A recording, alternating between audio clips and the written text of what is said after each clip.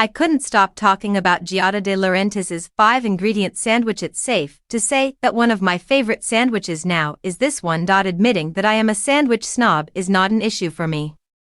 Either a chicken cutlet or an abundance of Italian cured meats with no mayonnaise whatsoever make up my dream sandwich. The Giada sandwich, which is now experiencing a bit of a moment on the internet, captured my attention recently. I knew I had to try this sandwich since it seemed like it would satisfy all of my high standards for sandwiches, and it was made by the legendary Giada De Laurentiis. Fortunately, all you need are 5 ingredients: capers, fresh mozzarella and pesto, bread, and mortadella. I made sure I had everything I needed in order to prepare it for a small gathering I was throwing. Let's talk about the bread first. Giada suggests using a ficelle, which is a tiny, prettier baguette, or a baguette.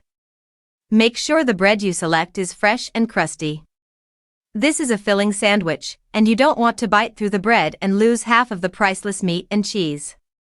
For this occasion, I bought the half-baked idea ficelle from Trader Joe's so I could bake it myself and regulate the crust and freshness. Furthermore, bread warm from the oven is always a good thing. The pesto comes next. Sandwiches with pesto just seem to make sense.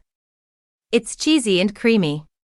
It adds the perfect amount of moisture without being oily and has a herbaceous flavor.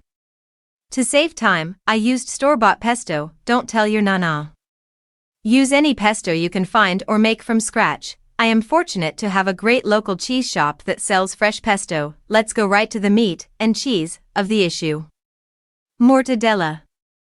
Although my editor might claim that the final sentence lacks clarity, I believe it conveys a lot. Of all the Italian meats, mortadella might be the best.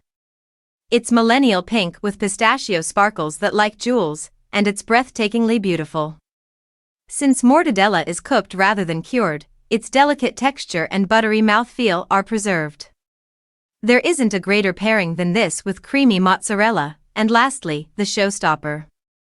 You will be surprised as you bite into this gorgeous sandwich to find fried capers artfully placed within the layers of cheese, pesto, and pork. This sandwich is elevated by the crunchy, salty, and faintly floury fried capers, which make it hard to resist eating the whole thing without stopping to catch your breath. All you have to do is warm up some olive oil to a medium temperature and cook the capers. Brined capers should be patted dry before being fried for 2 to 3 minutes, or until they start to pop like popcorn. After removing the extra oil, place them on each and every sandwich you prepare.